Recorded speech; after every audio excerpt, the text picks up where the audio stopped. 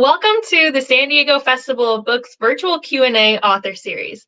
I'm Abby Hamblin, an opinion editor and producer here at the San Diego Union-Tribune, and a big fan of this author, so I'm excited to be here. Today I will be in conversation with Marie Lu, the #1 New York Times bestselling author of the Legend series, the Young Elite trilogy, the Warcross series, Batman Nightwalker, The Kingdom of Black, and the new Sky Hunter series. Before writing all of these great books, she graduated from the University of Southern California and jumped into the video game industry, awesome, where she worked as an artist. Her latest book is Sky Hunter, an adrenaline-laced novel about a world broken by war and a team of young warriors willing to sacrifice everything to save what they love. After my conversation with Marie, we will be taking fan questions, so make sure you submit those in the comments. And now let's get started. Marie, thank you so much for joining me. Thank you so much for having me, Abby. Yeah, I can't wait to talk about this. I've been up late at night, turning the pages with my flashlight and really enjoying this book. So thank you. But yeah, we want to get to know you a little bit more too. So you've written multiple series that are beloved by fans, and in September this one came out. But take us back into your mind and where you were and where your head was at when you first got to writing this book.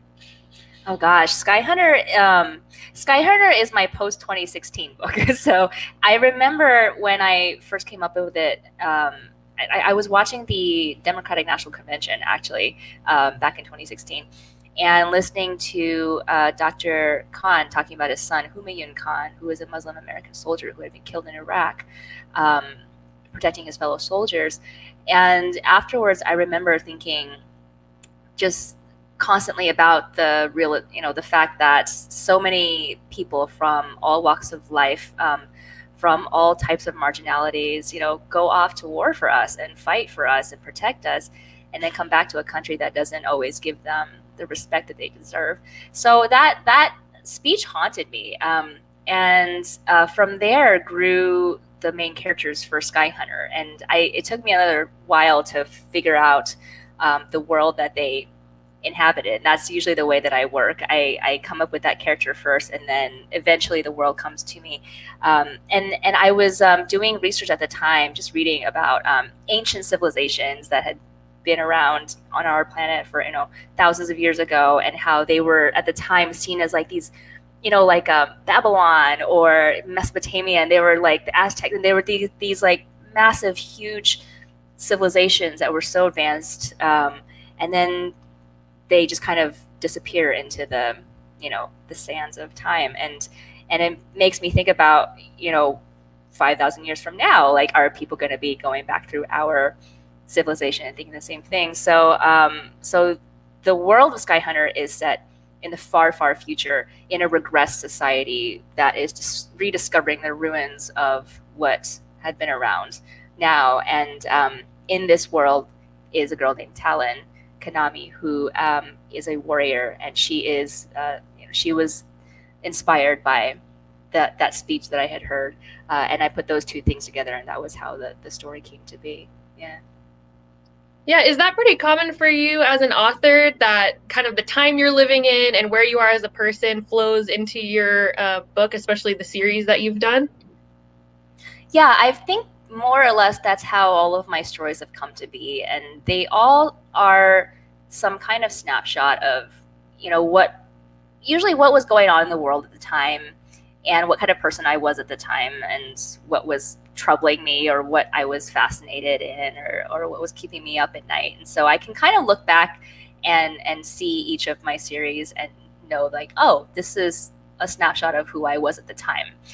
So it's like a indirect form of journal keeping, I guess. But all of them have kind of come to be like that, with the character and then the world following. Yeah, and how do you think that you've grown both as a writer and a person? Your series are pretty beloved, and you have fans that follow you from one to the next. But what kind of growth have you seen in yourself since some of your more early writing? That's a great question. I think that early on, I've always written for myself, and I still write for myself, but I think that I am more aware now of what I'm putting into the world, because I have had the chance to talk to my readers and talk to my fans. And I think that that has made me more conscious of who is on the other side of reading these stories. And it's all kinds of people. So I try to keep that in mind when I'm writing, and I've noticed that more. The longer I do this, and it can be kind of stressful to think like that, because I want to make sure that the story is still something that I love first and foremost. And it can be stressful to try to think about everyone else who was reading it, but at the same time, it's an honor and a privilege to write for my readers. So it's kind of comforting to know that they're there on the other side, waiting for the story. Yeah, I was actually going to ask you about that because I was looking at tweets about the book and about you leading up to this. And one particular that I thought was really moving was someone tweeted, "I just want to write books and that leave people feeling the same way Mary Lou's books have made me feel since Aww. 2011."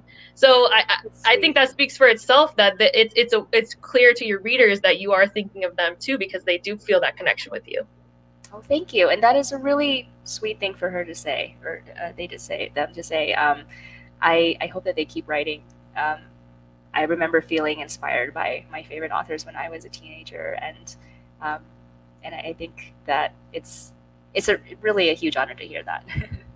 Yeah, awesome. I'm sure they'll be glad to know that you feel that way toward them, that they think they feel toward you. So, let's see. Your website does say that you do grab something from your real life and put it into the book. But for those who haven't read it, I kind of want to give the little description that is in the book so people can see what that is, kind of from that nugget that you shared with us to what that kind of feeds into. So here's a little bit more. She kind of gave a little on what the book is about. But the Carinthia Federation has conquered a dozen countries, leaving Mara as one of the last free nations in the world.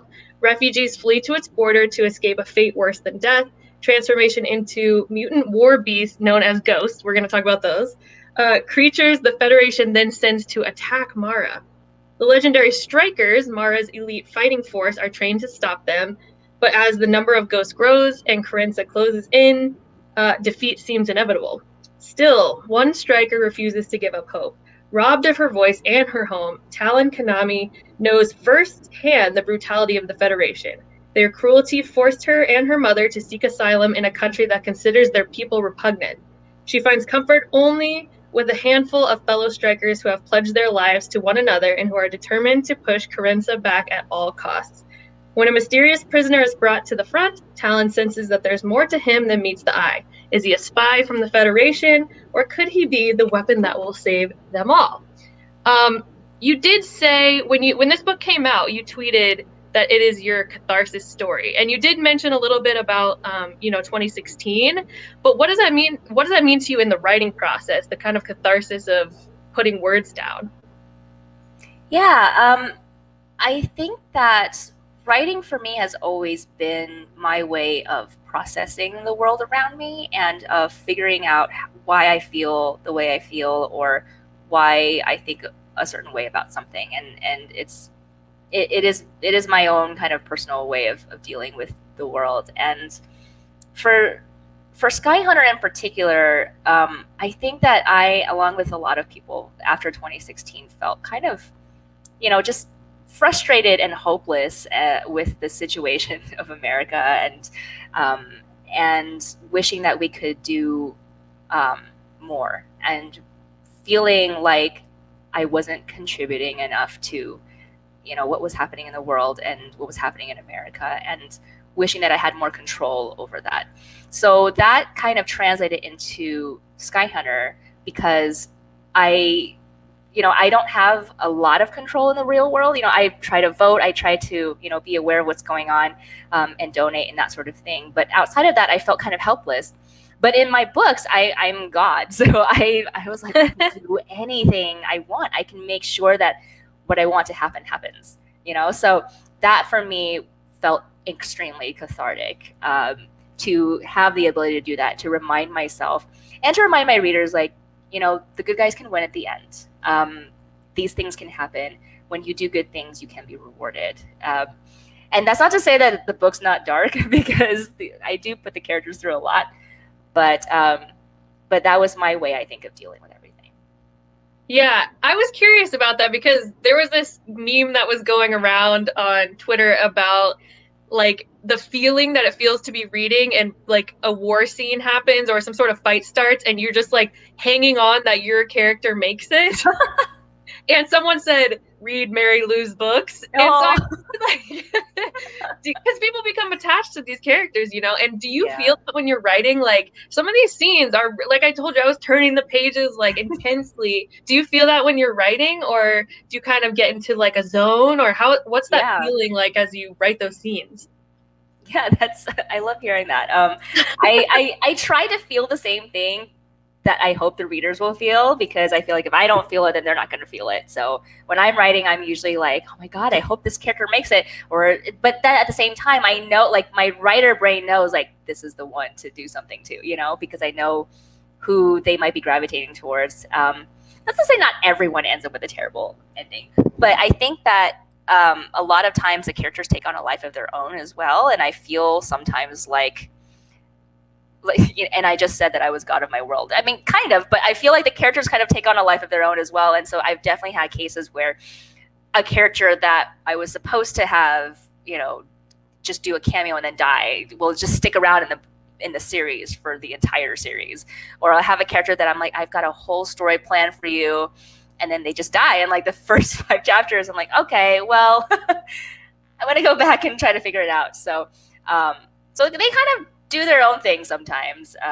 But I definitely do try to get in that zone of feeling the angst that I want my readers to feel, or joy that I want my readers to feel, just so that they can have the same reaction. Yeah, and I think one good example of the way that you do that is your Twitter profile says messing with your OTPs since 2011, which for those who don't know, that's one true pair, right? It's like Yep. the relationship that you love in a book or in a movie Yep. or something. Your couple. Yeah. Yeah, you don't really mind that, do you? No, I think it's fun that way. Like, we all say we want our favorite couple to get together, but you really want them to just have angst for a while. It's like in The Office, you're just like, Jim and Pam, but when they get together, you're like, oh, okay.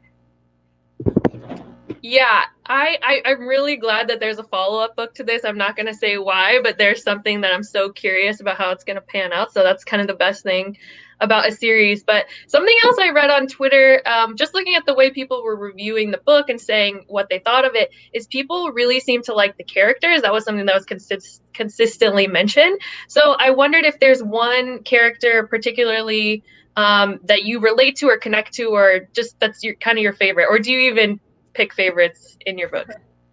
I say I don't pick favorites, but I do usually have a favorite child. In Skyhunter, I mean, I love Talon. I loved writing Talon. It took me a while to figure her out, because she is kind of quiet and reserved and holds her feelings back. But I think I put a lot of my own thoughts and feelings into Talon, so she's pretty close to me. And I'm also really fond of Jaren. Jaren is just I loved his sweetness and his kindness, and I wanted him to hang on to that, even though he was living in a very dark world and doing a very dark job. So I love that he was able to stay this kind of like the one that everyone else wants to make sure is okay. And I had a really good time writing him and Aramin as well, because the two kind of go together. Yeah. I also love, I'm not going to give it away, but the nickname for Jaren was fantastic. But speaking of Talon, I wanted to ask you about the tribute in the book. You said that it's for my mom, survivor and superwoman, the inspiration behind Talon's mother, and everything I do. I wondered if you'd be willing to share a little bit more about your mom, and especially for those who have read this book coming into watching this, they'll be able to see that connection. Yeah, absolutely. So I've written mother and child relationships before in my books, but never one that was based on my relationship with my mother. And I wanted to put that into Skyhunter, because Talon, the story is dark, and Talon faces a lot of discrimination against herself and just overall bleakness, but she gets through it because she has her mother and she has good people around her. And I wanted to write a good, strong, healthy relationship between her and her mother. And And my mom is, she had survived the Cultural Revolution in China when she was a teenager, and she's told me all kinds of stories. And it was a really, in summary, it was a really, really hard time, and she did it without a mother.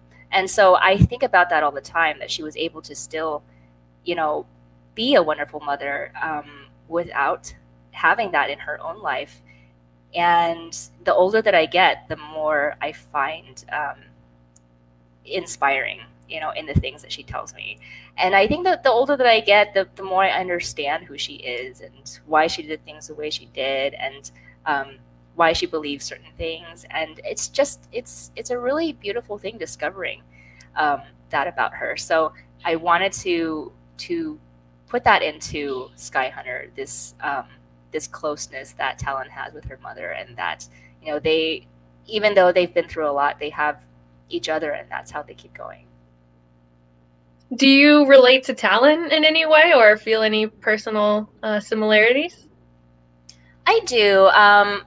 Talon definitely has it rougher than I had it. She's killing ghosts on the front line, so that's something that I never had to do. But I think that her early experiences going to this strange country and trying to find her place, trying to find her crew, people that she can surround herself with, reminded me of when I, first came over to the States. And I was 5 when I came over to the States, and didn't know any English. I was kind of quiet in the beginning. You kind of just have to be because of the barrier. And so there's a lot of language barriers in Sky Hunter and communication breakdowns because of those barriers. And all of that was inspired by these memories of wanting to communicate and being unable to communicate, and then how that changes your relationships when you do start to break down those barriers and figure out how to, communicate with those around you. So a lot of that went into building Talon as a character and everyone around her. Yeah, and I think it's really apparent. Like, I really liked about this book that you kind of like feel what Talon feels in such a intense way, because I almost think it's because of the language barrier. Like, you put yourself in the position of not like in such the way you're describing what you said, it makes you feel that feeling of like, I remember there were moments like, what's she gonna say, and I don't know if we want to give away kind of the language aspect of it, but I think it was really apparent how that language barrier, how hard that is, just as you said. Mm-hmm. Thank you. I'm glad that came across. That was a huge theme that I was trying to get over. Ironically, trying to get the message across about the barriers of message in. Yeah. So I'm really glad to hear that.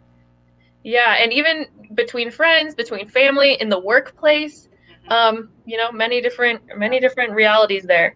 What about the world that they live in? Not necessarily the world, but the community that of Mara, and then the community that both Talon is from and where she moves to. Like, what did you put into building those places as unique places where she's from and where she moves to? Like, how did you get inspired for those? Yeah, everything is a little bit inspired by our world. Although there's no one-to-one. It's not like Mara is a one-to-one to America or anything like that. Yeah. But there are elements of America in Mara as a country, because on the one hand, Mara is in this world, the last free nation standing against this mighty, mighty federation that is just conquering everything else in its path. So it is like literally the only remaining beacon of hope in this world. But at the same time, because of that, Mara has a lot of refugees from all of the countries that have fallen to the Federation, and Mara does not always treat those people well. So it's a little bit of everything. It's a complicated country. It's not necessarily good or bad. It's just there are bad elements, and there are good elements, and there are good people there, and there are bad people there. And I try to make it feel like this could happen in reality, that this is a mirror of our reality, and like most science fiction and fantasy, an exaggeration of reality. So all of the countries are um, loosely based on bits and pieces of countries in our real world and these very fragile political threads that hold them together. And um, so I think it was all taken from what I'm seeing in the real world. Yeah, I wondered, when you as a writer, you've done several series. When you're in the process of writing, how much do you go into a bubble and focus, and that's the only thing you're doing? And how much of it is taking breaks, reading the news, staying up to date with what's going on? How much of that do you need versus how much of that do you avoid? Yeah, I mean, I try to stay in a bubble while I'm doing my drafting, and with various degrees of success. Like, I usually have to turn off my internet to actually do my writing successfully. But I tend to do a lot of research before I start drafting until the point where I feel like I have enough that I can begin writing a story based on it. So I would say it's about 50%. I'll do about 50% of the world building and research beforehand. And usually as I'm writing my first draft, I am discovering things about the story. And that leads me to other research that I need to do or other news I need to look up. So my first draft is a discovery period where I am doing the rest of my research and world building. And depending on the character that is populating that world, the world shifts based on that character and how they are reacting to it. Whether she's facing discrimination against her gender or facing marginalization in some other way, it changes the way that she walks through the world. It changes the world itself. So as I'm figuring that out in the first draft, I will be pulling new research into it. So the other half of the world building happens as I'm doing that first draft. You described some of the research you did in this world building aspect, but how much of your free time as a person, obviously who writes a lot and puts out books pretty frequently, is spent kind of like putting yourself into position to soak up things that might help you in world building? Like, what are some of the things that you read and consume as a person who's always kind of looking for ideas? Oh gosh, I try to read as much as I can. These days, I've been reading a little bit more nonfiction than fiction, and that's been really interesting and informative, and has given me sparks of ideas. But really, I feel like you get inspiration from just about anything, from talking to other people, from visiting other places, from watching shows, watching movies, watching documentaries, reading things. Podcasts are great. Just anything that has any bit of interesting information in it can be useful. I think writers are just magpies. We're just kind of collecting shiny things here and there and putting them. Like, I tend to, like, my notes app on my iPhone is just a mess of random things that I noticed, where I'm like, oh, I just ran across this person at a coffee shop. I thought that they did a thing that I thought was interesting. Let me write that down as like a character note that I could put into my story. So be careful when you talk to writers, because they're going to end up in a book somewhere. Like, I met Jonathan Mayberry once, who's a wonderful horror writer. And when you meet him, he's like this big bear of a man, with a big beard, and just really nice and warm, and is also like a professional level gift wrapper. So I thought that was fascinating. And he's like, oh yeah, I'm serious about Christmas, like really serious. I love that. Oh, there's like 3D origami coming off of his presents. And I just love like these little details about people, anything that's interesting, I try to collect it and I try to put it in. And maybe at some point, Jonathan, maybe it will end up in a story somewhere, but it's just interesting to collect these things and then see what your brain does with it. Yeah, I love the idea of having a Christmas obsessed character in a book at some point. And gift wrapping is not easy. That's true. No, it's not. I was really, really interested. That's awesome. Okay, so let's get into more about the characters. The ghosts. First of all, to call them ghosts kind of brings that, like, if you didn't read what they actually are, that might conjure one image. To read what they are conjures a unique image. how did you come up with these? And would you be willing to describe them a little bit more specifically to the fans and to the viewers? Sure. I mean, I guess I could read. They're introduced in like this little prologue in the front, and let me. Yes. I guess I could pull this out. We So, love a reading. okay. Okay, so you'll see them hunting in the forest at the foothills of the mountains in groups of 6 or more, a grotesque contrast to the serene, snow-dusted landscape. So ghosts are basically, preface, ghosts are basically, they used to be humans, but the Pet Federation changes them into these monsters. And so they are called ghosts because they are essentially just a fragment, a ghost of what that person used to be. Their faces are white as ash. Their skin is split with deep cracks that expose scarlet flesh underneath. They are taller and stronger than any human who has ever lived. Their limbs grown out all wrong, spindly like a spider's. They smell like blood and earth. Though their eyesight is poor, they can detect movement well. Their hearing is superb. Their ears stretch long and tapering to points. They can make out human voices a mile away. In their territory, to speak is to be found, so we remain silent, invisible to the eye and ear. So ghosts, I think the first inspiration for these ghosts, like I always knew I wanted to have monsters in the story, I just didn't know what they were yet. The first inspiration came from when I was watching, I think I was watching Nat Geo or something, just because my toddler likes animals. And there was something about crocodiles and how, or alligators, one or the other, where if you don't kill them, if something doesn't kill them, they will keep growing forever, apparently. And I was like, what? No one told me that. So they just keep getting bigger and bigger and bigger until something kills them. And I just thought that was crazy that we have a creature that does that. And so I was like, wait, are they immortal?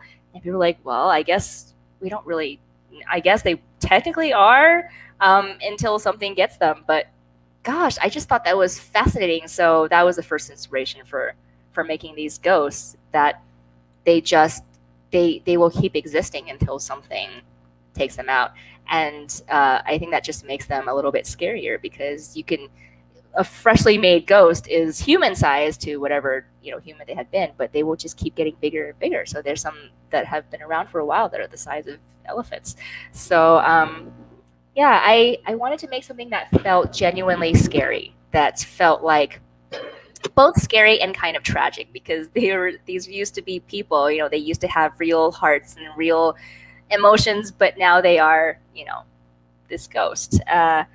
And yeah, I just wanted to give talent something really freaky to fight on the war front.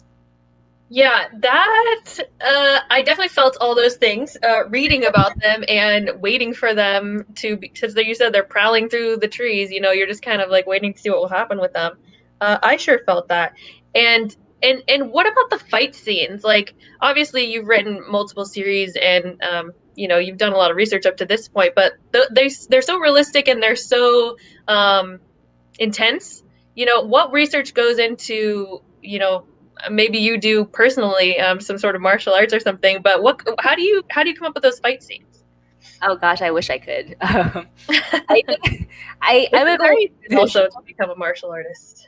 Oh, I wish. I'm a very visual thinker, so I tend to see things playing out in my head like a movie and try to like dictate what that is. And I used to work in video games, and I think that kind of inspires me to write action scenes in a certain way, because I will literally see it as like a 3D thing in my head. I find them really fun. I like writing action scenes, and it's probably sometimes I have a little too much fun writing them, and my editor's like, okay, hang on, how many limbs are here? Like, our character has too many limbs, let's count them. So I have to pull it back sometimes, but I find it really fun. It feels like dictating something in my head. Yeah. Do you, as you said, you try and feel what they feel, but how do you get yourself in the mindset for a battle? I mean, not to give too much away about what goes on in here, but how do you get in that headspace? I listen to a lot of battle music. I have a lot of soundtracks playing. I'm always playing movie soundtracks.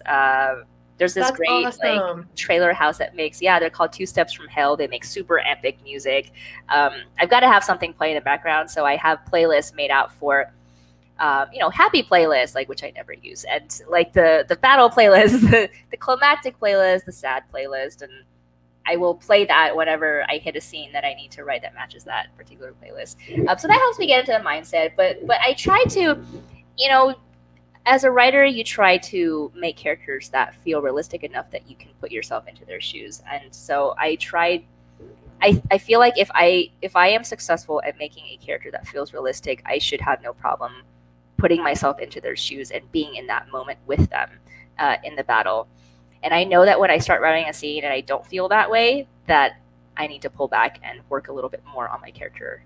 So with the characters, I will write very extensive profiles for them to begin with. I will write practice scenes where I throw them in a white room with other characters and see what happens, and try to get as much of a handle on their personality, on their character, what they're afraid of, what makes them tick, what makes them go into like flight or fight mode.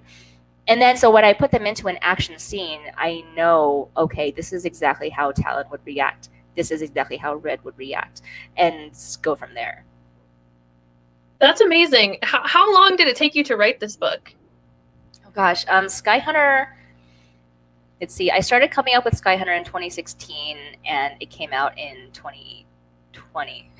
So it took a while. I think the first draft officially took about a year or so, but I was probably doing about a year of figuring the story out before that. So that's about right for all of my books. But Sky Hunter is my longest book that I've ever written, and probably one of the most difficult. So it took me a little bit longer than I'm used to. Yeah, I'm curious. The way you described kind of putting the characters in a white room, I don't know if that's like a common writer's trick, but I love picturing that. And I know in acting, there's such a thing as method acting, where you literally live the thing you're about to act. Does that happen to you, when you're just like, taking care of the dishes or driving? You're on your website, you say you're always in traffic. Do they sit with you like that? Do your characters sit with you? I'm just like yelling at people on the road, pretending to be my character. I don't think I do that so much, but you will see, like, if you see me walking my dog just mumbling to myself, that's probably what I'm doing. I'm just figuring scenes out. Gosh, I really hope I don't take on the characteristics of my characters now that I think about it. I should probably ask my husband. He would know better than me. Oh, that's so funny. I feel like I do that when I read a book. Like I feel like that I'm just sitting on the couch and all of a sudden I'll be like, what's gonna happen? Or I'll like remember something in the book and just be like, and so I can't imagine writing and being in control of putting that into the book, but that definitely happens to me. I'm probably the same about mumbling to myself if people see me, like, because I read a book. It's the I love seeing people doing that because I'm like, I get you. Yeah. While we're on the subject of writing, do you have any superstitions or, fuzzy socks you always wear or place that you always like to write? Not too much. The music thing is pretty big. I usually have to have something playing, otherwise I get distracted because there's just nothing on. It's too quiet. So I do that. I don't have any good luck charms though. I should probably get one. I feel like that would help me. No. You don't. If you haven't had one up to this point, you don't need it now. Awesome. Is there a space? I guess during the pandemic, has the pandemic changed your writing process or anything involved with kind of the book release process? Oh, that's a great question. And yes, it has definitely changed. I'm sure it's changed all of us in some way or other. And on the one hand, I felt very grateful because I have a job that can be done at home. And so a lot of my work didn't change all that much. Like, I'm already, in my office all the time by myself writing. But I realized, like, maybe a couple of months into the pandemic that how much creativity I get from being around other people and from talking to my friends and being with the people I love, or seeing the world, or seeing readers, and just being outside, being around people. And I didn't realize how much of that I needed until it was taken away. And, I'm an introvert, like a lot of writers are introverts. So at first I was like, whatever. But very quickly I was like, oh, when we're cut off from the world like this, where does the creativity come from? creativity begets creativity. Like, I read something cool, I talk to someone cool, and that inspires me. And what was there to inspire me, when I was just by myself in my head? So I had a really hard time writing in 2020, and just because our minds were so distracted with all the awful news that was coming out. So I had to have some coping mechanisms. For example, I don't usually write by hand, but I started doing that during the pandemic, and I started keeping little notebooks by my office desk. And in the mornings before I began writing, I would just free write for a while. And it was writing that I knew would never go anywhere, that were stories that I had no interest in making into anything bigger. But I would write like random stories or whatever came to mind, or my feelings or anything. And that helped loosen up my brain a little bit as it felt kind of locked up during the pandemic. So yeah, I that was probably a thing that I had to do, but to adapt to the new times. But it's still hard. I don't know. I still feel kind of off from what I'm used to. Yeah. What do you think of the whole? Obviously, you're probably not going to want to give it away, but have you come up with any story ideas that are pandemic related or just inspired by kind of the unique lifestyle that comes out of the pandemic? And then also, what do you think about pandemic books? Like, I know there's a ton in the works, and I've seen people talking about it, but like, what do you think about that? I mean, as someone who has definitely written pandemic series in the past, I Yeah. am, all for authors who are interpreting this time in their own ways. I'm personally not going to be writing a pandemic book about this time, just because I was in it. We're still in it for long enough. But I did have a new series idea that came to me during the pandemic that was 100% inspired by the pandemic, insofar as it's just fun. I just want to have fun. I just want to have something that is easy and fun and helps me escape. So it is a 100% escapism story, and I am really excited to share at some point. I'm maybe like halfway through it right now. But it is absolutely inspired by my need for just something fun and something to get me out of my house, like physically. It's inspired by love of travel and love of adventure and of thrillers, and it's just, I'm having a good time writing it. So that was also my other cathartic. That's my cathartic story for this next period of time. Yeah. Yeah. Okay, just one last question before we get to Q&As. You have an upcoming book related to this one. So Yes. What can you tell us? Obviously, you've been working on it. What can you tell us about the follow-up story? Yes. I wish I had a copy here with me, but it's called Steel Striker. It is the sequel to Sky Hunter, and Sky Hunter is a duology. So this is the final book in this pair. And Steel Striker continues Talon and Red's story literally right from where they left off at the end of book one. And while I can't give away too much about it, there's more romance in it. There is more action, and hopefully a few surprises down the road. And I know a lot of people are wondering and sending me questions about whether or not a certain character has survived the end of Sky Hunter. You will find out in Steel Striker. And that book means a lot to me, so I hope that the readers will like it as well. Okay, well, I'm definitely one of them, so I can't wait to see. I know exactly what you're talking about, so I can't wait to see. Okay, so let's go to a question from Joy Chu. I think we're going to pull it up on the screen here. Yeah. So did becoming a parent have a profound effect upon the way you evolve your story characters, and especially in the empathy aspect? That's a really interesting question. Becoming a parent has had profound effects on just about every aspect of my life, and my creativity is not an exception. I have noticed that, well, first of all, I had to get used to being creative while being a parent, which is a whole nother thing.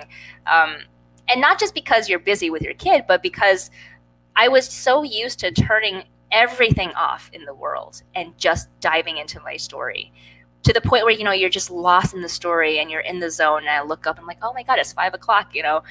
I've forgotten to eat lunch or whatever. And not that that's healthy, don't do that. But that was the kind of zone that I would get into. And now as a parent,